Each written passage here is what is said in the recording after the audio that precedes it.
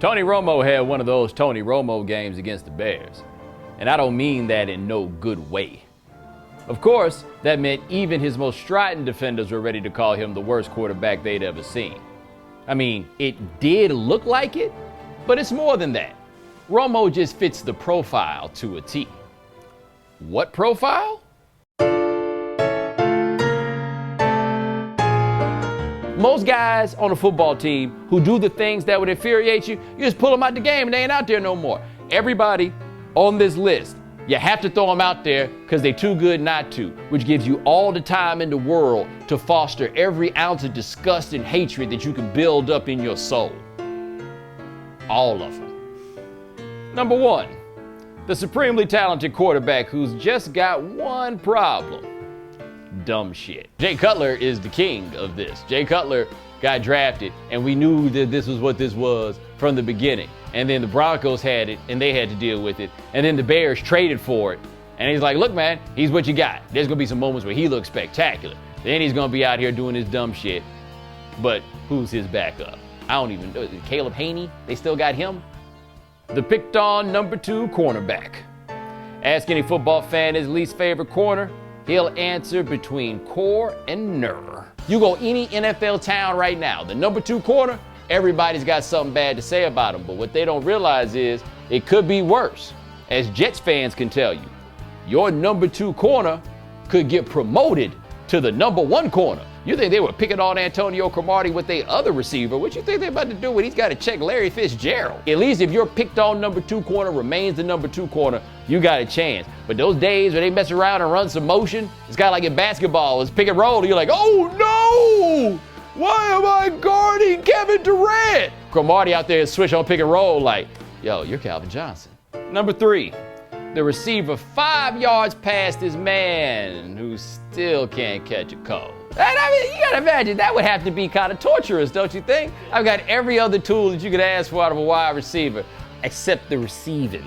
Greg Little's living there right now, man. I feel bad for him. Like, you'd be better off not getting open. But the thing is, as long as he's out there getting open, you gotta throw him the ball, right? Like, if you let him go deep and don't throw him the ball, you might as well take him off the field. We ain't gonna check him no more. Number 4, the running back with a bad case of the fumbles. Non-Adrian Peterson division. Like David Wilson, he doesn't even get the ball in games anymore. You see how scared Giants fans were all through that Eagles game? David Wilson is beasting on these kickoff returns, and they are so sure that he's going to fumble. Has he even played running back during the season yet? Giants fans, he out there killing the Eagles on kickoff returns. Giants fans scared as hell he go put the ball on the ground. Why? Because everybody hates the guy that fumbles. Even if he's not the guy that fumbles, he's the guy that fumbled. Just did it one time. The kicker. Doesn't matter what kicker, any kicker. No matter how long the kick, no matter when it happens, he's supposed to make it. 60-yard field goal, you're supposed to make it. There's no circumstance under which football players and fans are letting the kicker slide for missing any kick. And here's what's worse.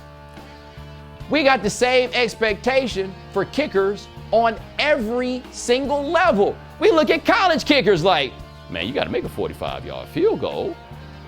There's like 20 people in the world who can consistently do this. So remember that the next time Romo goes Romo or Cutler goes Cutler. Guys like them are there for fans to hate, and you all love to do so. Does it make you feel better, Cowboys fans? Like Tony Romo, what they gonna do, go to Kyle Orton? He lost his job to Tim Tebow. Nah, didn't think so. Honorable mention on this list, the offensive lineman who keeps getting called for false starts, like Flozell Adams and the likes.